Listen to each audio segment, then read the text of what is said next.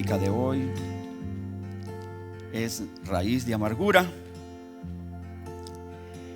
Y cuando leemos la Biblia, a veces ponemos nuestra mirada en aquellos capítulos y en aquellos versículos que de entrada sentimos que nos edifican, sentimos que nos animan y nos hacen sentir más cerca de la pasión, el gozo y la adoración a Dios. Nos gusta leer lo que más nos conviene de la palabra de Dios para nuestras vidas, y es lógico. Es así como los versículos 14 y 15 del capítulo 12 de la epístola a los Hebreos para muchos pasa de manera desapercibida, pues leer sobre raíz de amargura no es algo que a simple vista puede verse como algo edificante, ¿no? Según la Escritura, quien no busca la paz no está en paz con cada uno de los hermanos en la iglesia. Es alguien que sufre de amargura. Y quien sufre de amargura no goza de la santidad y la gracia de Dios, lo dice la palabra. Creo que todos o la mayoría sabemos qué es la amargura, porque hemos estado junto a personas que padecen de ello, o a lo mejor nosotros mismos somos personas llenas de amargura también. El libro de Hebreos fue escrito para creyentes y no para personas no creyentes. Por lo tanto, usted y yo no somos inmunes a esa enfermedad. Podemos padecer de esa enfermedad. Fíjese que las Escrituras registran varios casos de personajes bíblicos que sufrieron amargura, incluso amargura contra Dios. En Ruth 1, 20-21 podemos leer: ya no me llamen Noemí, repuso ella, llámenme Mara, porque el Todopoderoso ha colmado mi vida de amargura. Me fui con las manos llenas, pero el Señor me ha hecho volver sin nada. ¿Por qué me llaman Noemí? Si me ha afligido el Señor, si me ha hecho desdichada el Todopoderoso. Sucede, hermanos, que Noemí significa dulce y Mara significa amargura. ¿Hay alguien que tenga por nombre Mara en este lugar? Afortunadamente no, ¿verdad? Yo creo, y si tuviera por nombre Mara, yo creo que no levantaría la mano. Noemí estaba amargada porque cuando se fue para Belén, se fue de Belén a Moab, un pueblo pagano e idólatra, supuestamente en busca de un futuro mejor. Iba con su esposo y sus 2 hijos. Sucede que su esposo y sus 2 hijos murieron allá en aquel lugar y regresó a Belén acompañada únicamente de Ruth, su nuera. A su regreso, la multitud le gritaba: Noemí, Noemí, Noemí. O sea, la dulce Noemí ha regresado. Y ella les respondía: ya no me llamen Noemí, llámenme Mara, como expresión de amargura. Ahora, al entrar en detalle sobre el tema, podríamos ver primeramente qué es la raíz de la amargura. Cómo crece en nuestro corazón y se anida en nuestras vidas. La palabra de Dios nos dice que la amargura es una raíz en el corazón. Y si nos remitimos a la naturaleza, la raíz es la parte de abajo de un árbol cubierta por la tierra.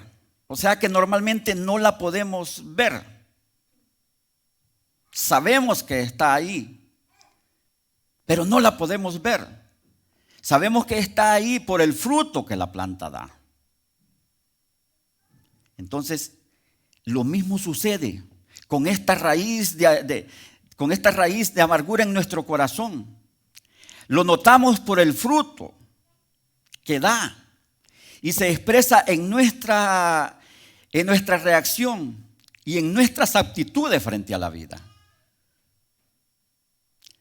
Normalmente puede haber tristeza, normalmente puede haber dolor y se va empeorando la cosa cuando ya hay quejas, hay murmuraciones y una gran cantidad de palabras que empiezan a reflejar que efectivamente hay amargura en el corazón de una persona. Una persona amargada es alguien que ha sido herida. Algo le ha sucedido. Alguien le ha hecho daño. Y siente amargura contra la sociedad, siente amargura contra la iglesia, siente amargura contra la familia, siente amargura contra una persona en particular y en algunos casos siente amargura incluso contra Dios. Así se manifiesta la raíz. Ahora, ¿qué es la amargura en sí? Sucede que la palabra amargura viene del nombre griego conocido como pilcria, que significa dos cosas: punzada y veneno. Entonces, la amargura es como una punzada o como una aguja afilada que se mete en el corazón de las personas. Cuando no hay ofensa, una persona con amargura puede verse de manera muy tranquilita, muy normal. Pero cuando se siente atacada, es como que le entra una punzada con veneno que le hace que pierda la paz. Una persona que ha sido ofendida por alguien con intención o sin intención, transforma esa punzada en enojo y en total hostilidad. Por ello es que también vemos de que no existen, escúcheme bien, no existe en el mundo una sola persona que no haya sido ofendida en algún momento de su vida. Y cuando somos ofendidos, nuestra inclinación natural es a reaccionar con enojo y con ira y con hostilidad, ¿no es cierto? A veces reaccionamos con resentimientos, a veces reaccionamos con deseos de vengarnos, tratando de herir de alguna manera a quien nos ha ofendido. La pregunta que a lo mejor usted se está haciendo en estos momentos es: ¿existen o no existen creyentes o cristianos como nosotros que venimos a la iglesia amargados? Y la respuesta es sí. Sí lo existen. Pero la diferencia entre quienes somos creyentes y quienes no lo son es que los creyentes reconocemos que ese deseo es incorrecto y que proviene de nuestra vieja naturaleza pecaminosa y lo enfrentamos, lo confesamos y lo derrotamos, de manera que evitamos que eso se convierta en una raíz de amargura en nuestras vidas. Vean, yo trabajo en construcción y más específicamente trabajo en asfalto, en pavimento, en carretera. Y a veces se me meten piedritas en los zapatos. ¿Y cómo molestan? ¿Y cómo duelen? ¿A alguien de ustedes le ha pasado lo mismo? Se le han metido piedritas en los zapatos, ¿verdad que molestan y duelen? Entonces, ¿cómo puede ser que una piedra en el zapato no la podamos soportar por más de 5 minutos y tengamos que quitárnoslos para limpiarla? Y que por el contrario, una punzada llamada amargura, podamos cargarla por meses y años en el corazón y no hagamos nada para sacudirnos de ella, cuando la amargura en el corazón es más dañina que una piedra en el zapato.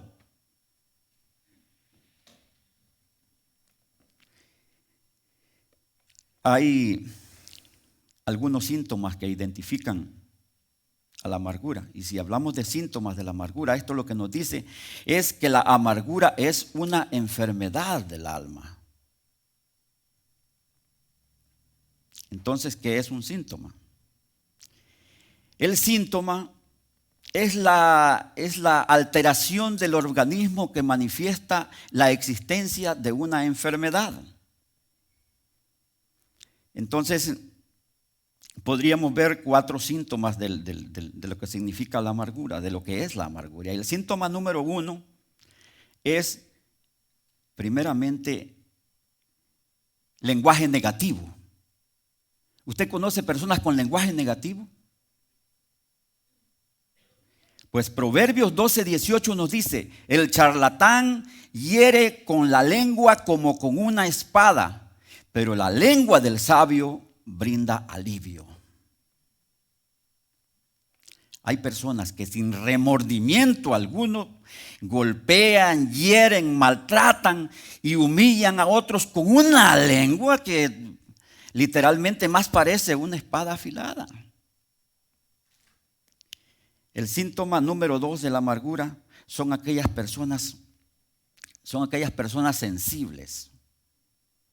Nadie las puede tocar. Una persona amargada, todo le duele, por todo se queja y por todo llora. Tanto que hasta tienen sus propias canciones. ¿Cómo está, hermano? Ay, ay, ay, ay. ¿Qué ha hecho hoy, hermano? Llorar y llorar, llorar y llorar. Ese es un síntoma número 2. El síntoma número 3 de la amargura. Las personas con amargura son hábiles para actuar. Son hábiles para actuar. Tienen lo que se conoce como el espíritu de Hollywood. A todo le ponen película, dicen. A todo le ponen drama. ¿Cuántas veces hemos armado películas que no se corresponden con la realidad? ¿Cuántas veces hemos reaccionado con ira por situaciones que ni siquiera se acercan a lo que creemos que es? Vemos que alguien se ríe, se están riendo de mí. ¡Ay! Vemos que alguien hace una broma, se están burlando de mí. ¡Ay! Vemos que alguien está hablando a solas, están armando un complot contra mí. ¡Ay! Los voy a destruir para la gloria de Dios. Síntoma número 4 de la amargura. Las personas con amargura no confían en nadie. Y les menciono estos síntomas para que nos revisemos también. No confían en nadie. Quienes tienen problema de amargura no confían ni en sus mismos hermanos en la iglesia. Es que la palabra de Dios dice: maldito el hombre, el que no cree en el hombre. Usted no diga: yo no confío en nadie, hermano. Porque en la vida usted tiene que confiar en alguien. De alguna manera usted tiene que confiar en alguien. Cuando se sube a un avión, por ejemplo, ¿confía o no confía en el piloto? Por decir algo. ¿O es que acaso se va a meter a la cabina del avión y va a sacar al pelón que va como piloto, agarrarlo de los pelos para pedirle su certificado de profesional de piloto? No.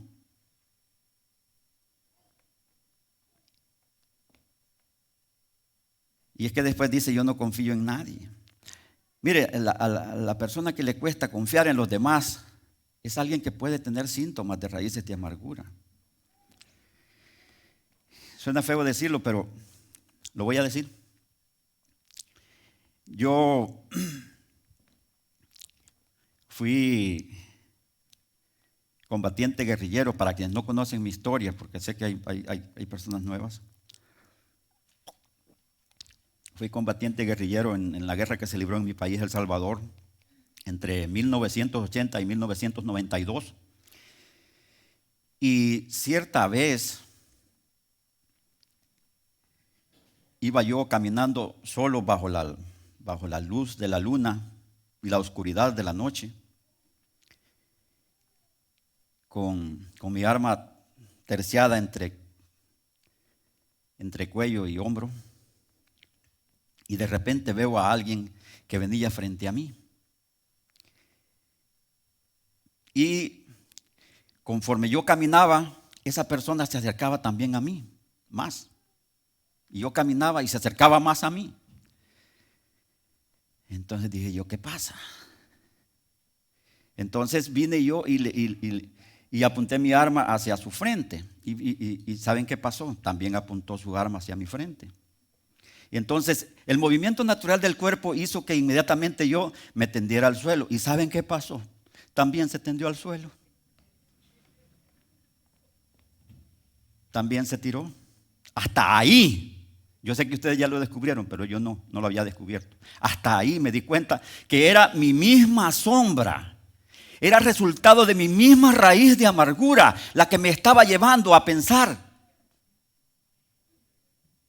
que alguien me iba a atacar. ¿Qué? Tenía miedo a lo mejor. Es una raíz de amargura. Hay personas que desconfían de todo, hasta de su misma sombra. Y si alguien les está hablando de buena gana, esas personas están buscando dónde está la hipocresía y dónde está el error del otro que les está hablando. Ahora bien, quiero que entendamos algo. No estoy culpando a nadie, porque a lo mejor, al igual que yo en aquellos tiempos, eres una persona con amargura por cosas o situaciones o maltratos que sucedieron en tu vida cuando pequeño. El reto que tienes en es superar esas cosas del pasado que tanto daño te causan y causan a los de tu entorno en el presente. A la hora de hablar sobre confiar, a la hora de hablar sobre perdonar y a la hora de hablar sobre soportar maltratos, insultos, burlas, heridas y sin ni siquiera una sola raíz de amargura, tenemos que voltear a ver hacia la cruz. Tenemos que voltear a ver a la cruz y decirle: Jesús, tú sí eres un gran caballero a quien debemos imitar, a quien debo imitar. ¿Quiénes dicen amén? ¿Quién sabe? ¿Quiénes saben de Jesús y Judas Iscariote? De Jesús y Judas Iscariote, ¿verdad? Un par de preguntas. ¿Cuántos años estuvo Judas con Jesús? 3, ¿verdad? Oh, si lo sabemos, ya pasaron la prueba.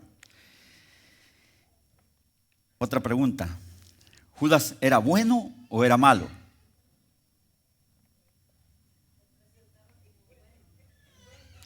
Pero era malo, ¿verdad? Dice la Biblia que Judas era ladrón. Antes que se le metiera a Lucifer ya era ladrón. O sea que era malo y endemoniado. O sea que era portador del combo completo. Pero Jesús sabiendo que Judas le robaba, ¿cómo trataba Jesús a Judas? ¿Cómo lo trataba? Con paciencia. ¿Qué habríamos hecho en el lugar? ¿Qué habríamos hecho nosotros en el lugar de Jesús si nos enteramos que ese sinvergüenza nos está robando? Con que fuiste tú, venga para acá que le voy a cortar la cabeza.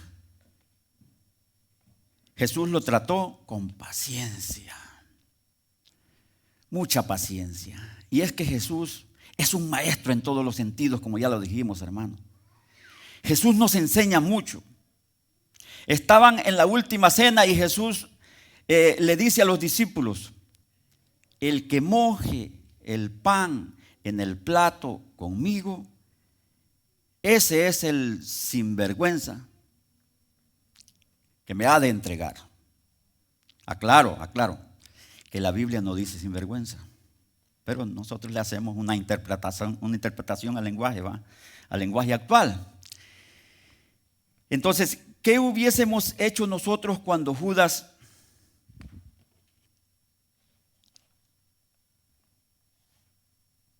de escondidita tratando de mojar el pan en el plato con Jesús? ¿qué hubiésemos hecho nosotros? Sabía que era usted. Sabía que era usted. No, ¿qué le dijo Jesús? ¿Qué le dijo Jesús? Lo que has de hacer, hazlo ya. Hazlo pronto. Entonces Jesús nos enseña que una persona que no tiene amargura se puede sentar en la mesa aún con sus propios enemigos. Pero la palabra nos dice que Dios nos pondrá en paz aún con nuestros propios enemigos, pero eso viene cuando ya hay sanidad en nuestro corazón. Eso viene cuando ya no hay amargura en nuestro corazón. Cuando ya no hay amargura en nuestro corazón, yo puedo compartir la mesa aún con mis propios enemigos. Así que usted ya puede invitar a comer a quien más le hace la vida de cuadritos. ¿Por qué? Porque usted es libre en Jesús.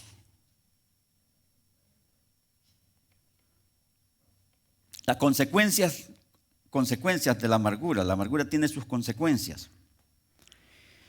Consecuencias de la amargura. Vean. Traje esta tablita. Traje esta tablita para introducir lo que es las consecuencias de la amargura. Cuando nosotros venimos a la vida, venimos como una hoja de madera en blanco, lisa, intacta, un poco sucia, pero al fin intacta. En el caminar de la vida recibimos ofensas y maltratos y de esta manera a esta hoja de madera le han metido un clavo. Se le ha metido un clavo a nuestra vida. Luego recibimos abuso de cualquier tipo, llámese sexual o doméstico, y también de esta manera le han metido otro clavo más. Después recibimos engaño, recibimos traición, recibimos cualquier tipo de maltratos, incluso puede ser de que tu padre te abandonó y no tuviste en tu niñez una figura paterna. Y así le han metido otro clavo más a tu vida. Entonces las heridas son como punzadas de estos clavos que se meten en tu corazón. Y luego venimos y sacamos los clavos. Sacamos los clavos y ¿qué es lo que queda aquí? Lo que queda son heridas abiertas. Quedan heridas abiertas y que no sanamos. No las sanamos. ¿Cuáles son las consecuencias de no sanar estas heridas? Miren, el mundo nos enseña a través de un dicho muy popular que dice que un clavo saca otro clavo. Mentiras. Eso no es así. Un clavo no saca otro clavo. Muchos de nosotros cuando sacamos el clavo lo que dejamos son heridas abiertas que no sanamos. No pretendamos que la amargura desaparezca de nosotros por arte de magia, solo con el hecho de sacar los clavos de nuestra vida. Necesitas cerrar ciclos en tu vida.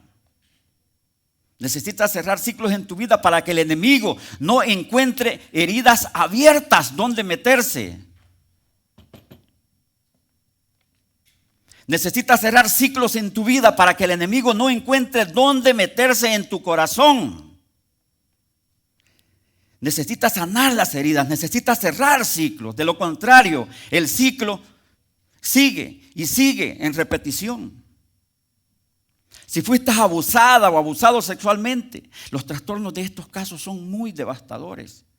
Por lo tanto, necesitas cerrar esos ciclos de tu vida. De lo contrario, se generará un desorden sexual y el ciclo de tu vida seguirá en repetición, seguirá en repetición. Si fuiste traicionado o traicionada por tu pareja y no logras sanar esa herida abierta que te dejó, vendrá otra y vendrá otra relación, y de esta manera el ciclo sigue en repetición, porque un clavo no saca otro clavo. Puede ser que tu herida no sanada sea la pobreza económica de tus padres en tu niñez, y hoy en día ello te empuja a hacer dinero a como dé lugar. Si tienes que trabajar largos turnos, lo haces a costa de sacrificar la relación con tus hijos, con tu esposa y con toda tu familia. Si tienes que robar, robas.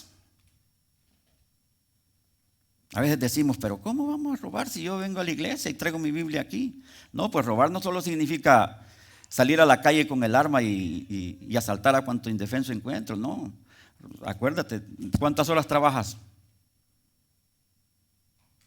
Trabajas de 7 a 5, son 10 horas. Y a veces, como dicen en México, nos clavamos 2, le ponemos de 7 a 7, nos clavamos 2. Estamos robando. Entonces, si tienes que robar, robas. Y es así que si tienes que mentir, mientes, sobre todo en las temporadas de impuestos. Nos ha pasado, ¿verdad? Y lo digo por experiencia propia, nos ha pasado. Es malo, es pecado. En conclusión, una de las consecuencias de la amargura es que el ciclo sigue en repetición. Otra consecuencia, la amargura abre puertas al pecado. Efesios 4:31 dice: abandonen toda amargura, ira y enojo, gritos y calumnias, y toda malicia y toda forma de malicias.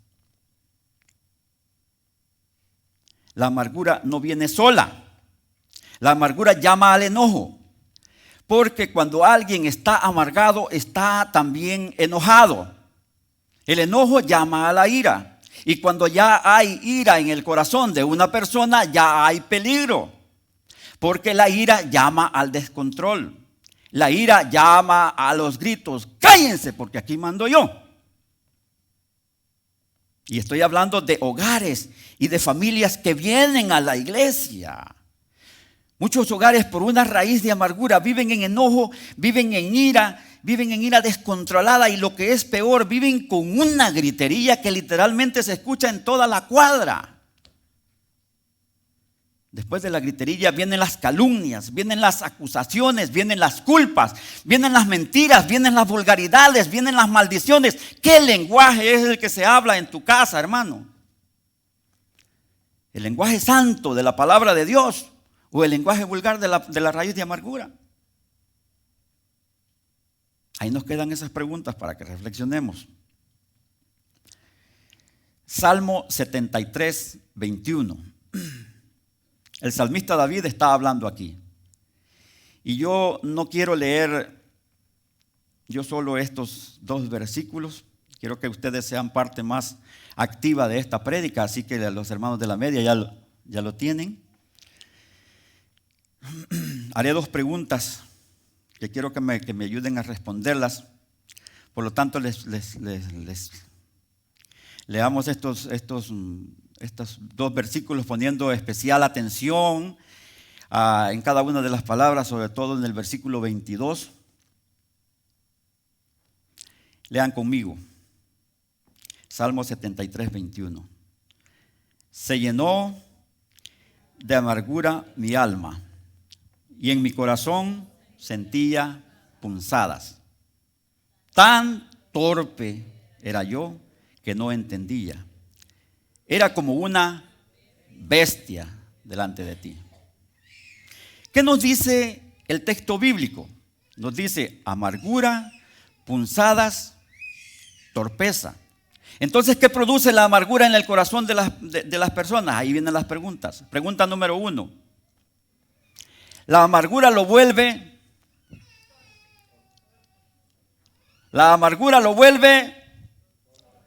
torpe. Bien.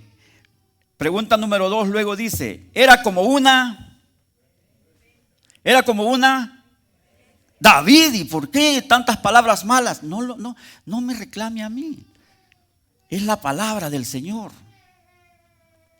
Es la palabra de Dios. Cuando una persona es amargada, pierde las perspectivas de la vida, y esto es peligroso. Es peligroso.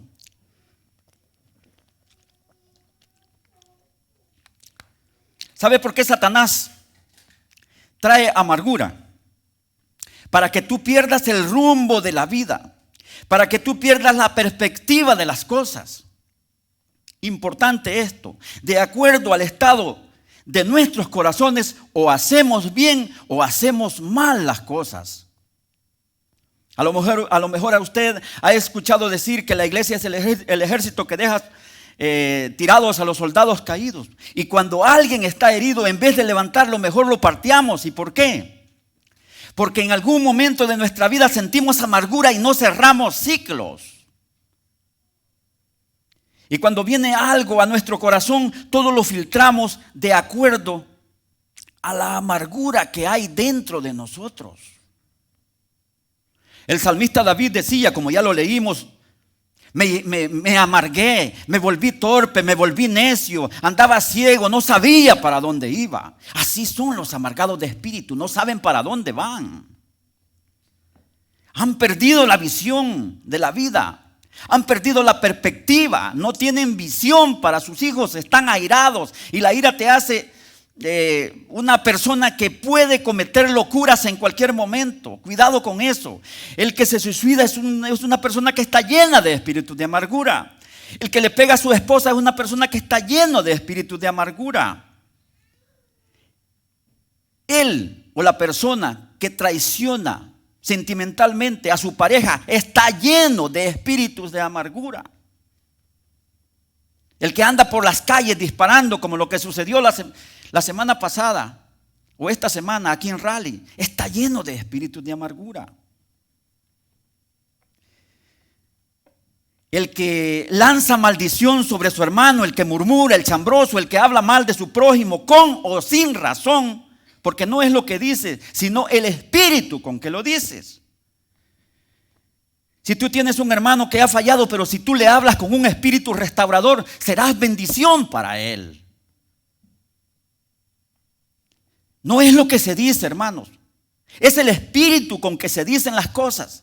Y muchos de nosotros hemos perdido la visión de la vida. No somos personas que a lo mejor ya no tenemos clavos.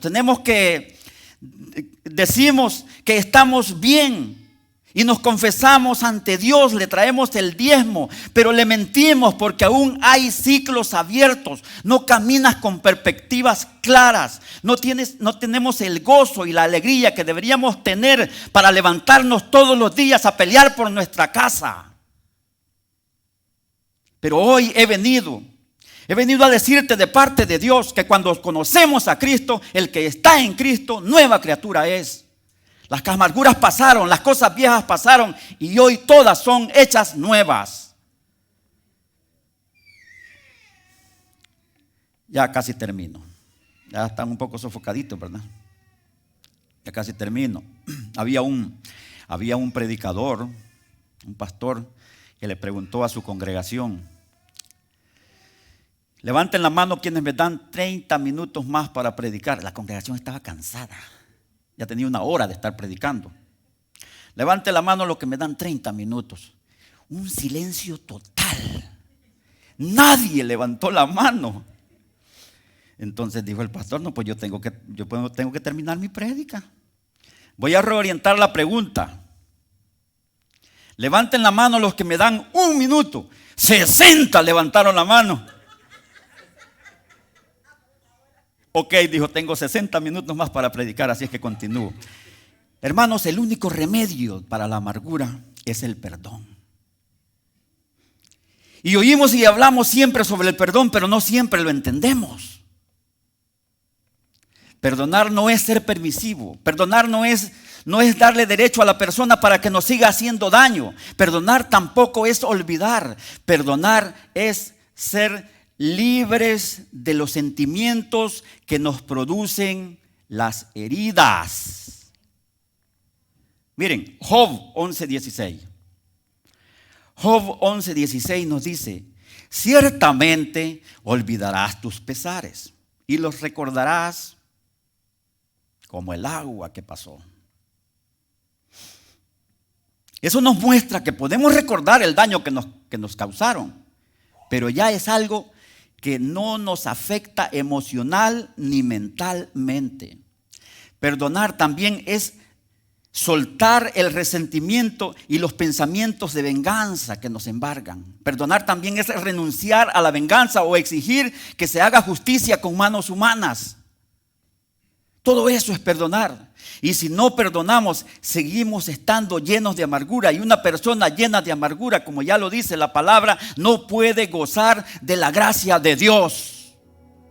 Yo fui llamado hoy para traer esta palabra y decirte, hermano, que Dios vive y que tú tienes dos opciones: o quedarte como estás, y como dice Eclesiastés 3:15, aquello que fue ya es, y lo que ha de ser fue ya, o sea que ya pasó, y nuestro Señor, nuestro Dios lo restaura todo lo que pasó. Entonces tú tienes dos opciones. Tienes la opción de quedarte en lo que fue y vivir con tu amargura por toda tu vida, o quedarte o seguir siendo bendecido y alcanzar la riqueza que da la restauración de Dios, siendo llenos de su gracia y siendo llenos de su poder y de su bendición. Que Dios les bendiga, hermanos, y que también bendiga su santa palabra.